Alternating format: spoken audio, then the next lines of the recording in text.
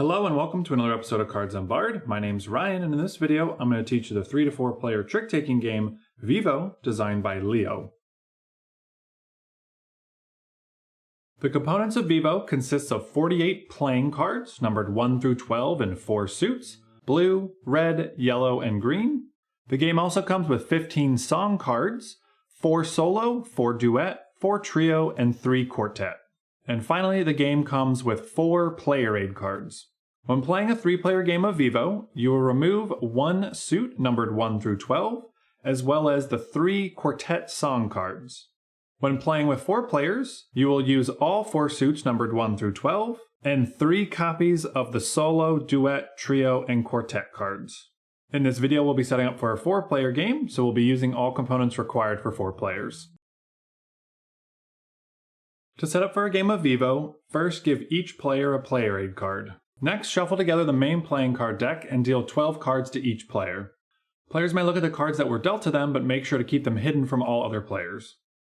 Next, shuffle all 12 song cards together and place them in a face-down stack near the middle of the table. Then flip the top card from this deck face up and place it to the right of the pile, and turn the other card that's on top of the deck face up as well. The card that was placed to the right will be for the current trick, and the card that was flipped face up on top of the pile is going to be for the next trick.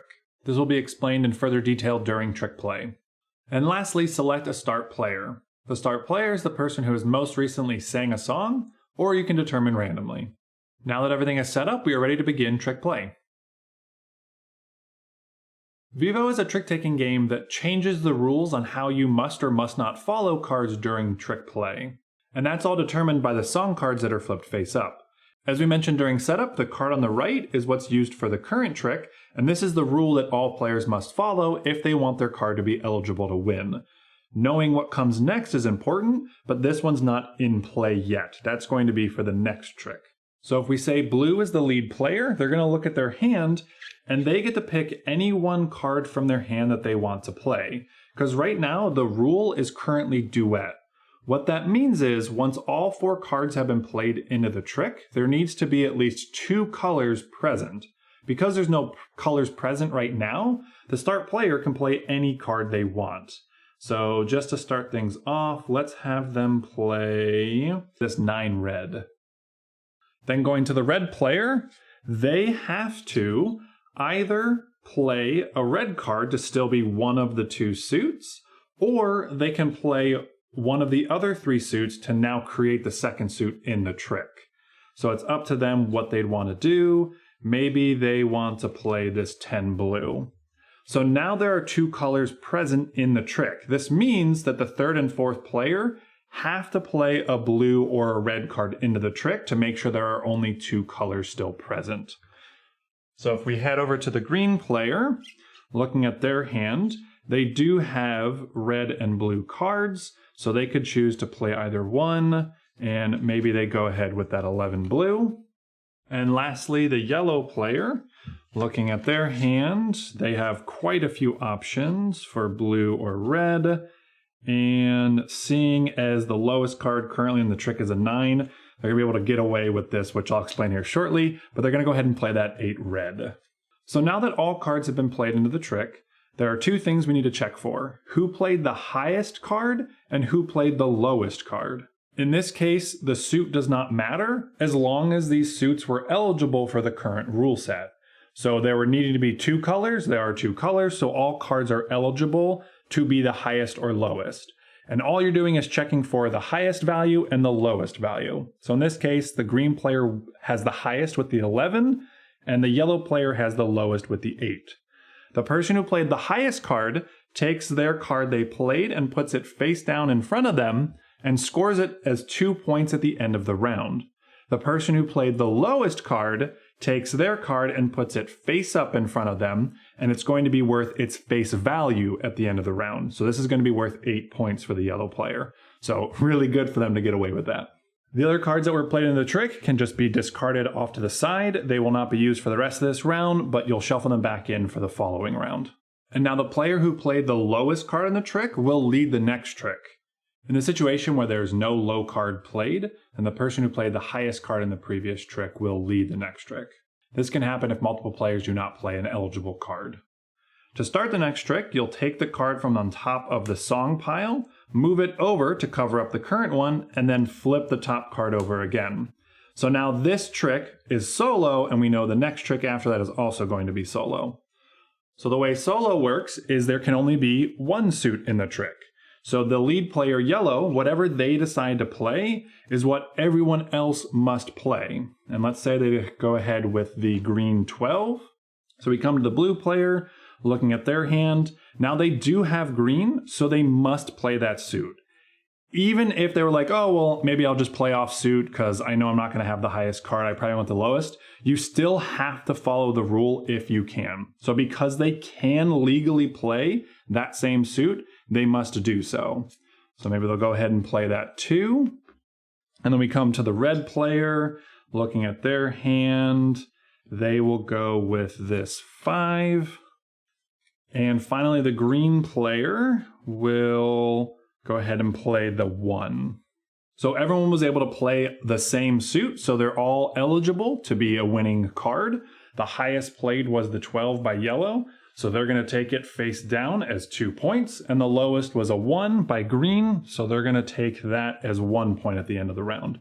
These 2 cards get discarded, and then green would lead the next trick. We'd move the solo over, and we'd flip that back on top, and it looks like we have another solo again. And so looking at green's hand, they have a few options, and just for explaining purposes, I'm going to have them play this green card. So they're going to lead with the green 9. And then looking at the yellow player's hand, they no longer have any green cards in their hand. So the rule is solo, which means there can only be one color in the trick. So now at this point, they can't legally play a green card, so they can play anything they want. However, their card is going to be disqualified from being able to win. No matter its number, even if it was the highest or the lowest, it's not eligible to win the trick or be the lowest in the trick. So with that in mind, they can play anything they want. And when you play your card that's disqualified, you'll play it sideways into the trick, just to remind people that it's not eligible to win. There is also an advanced variant you can play, where instead of playing it sideways, you actually play the card face down. It remains hidden for the rest of the round, so no other players know what that card is, and when it gets discarded, it just stays face down for the entire round. But for right now, we'll just do the regular game mode where it's played sideways. Coming over to the blue player, looking at their hand, they will go ahead and play this 10, probably realizing what that's now going to do for the red player. And they're actually going to play the 3 to be the lowest card. That way they make sure that green doesn't get 9 points out of that. So blue has the highest with the 10, so they'll take that face down in front of them. Red takes the 3 face up. These 2 cards get discarded, and we would move solo and flip this over, and now we see duet. Now, just to explain here real quickly, we'll go over the trio and the quartet next, since we've already seen the other 2 in action. So whenever it's a trio, the first player who leads can play any card they want. So let's look at red's hand, and maybe they decide to play this 11 green. Looking at the green player's hand, they could play a green card if they wanted to. There would still only be one color in the trick, which let's say they do that. Because they have played green and there needs to be 3 colors in the trick, that is now forcing the yellow and blue player to play different colors. So when we come to the yellow player's hand, we know they don't have green, so they're going to play something else. But if they had a green card, they would not be able to play it. Because to legally follow the trio, they need to get a second color in the trick. So by the time it comes to the last player, they can play a 3rd color.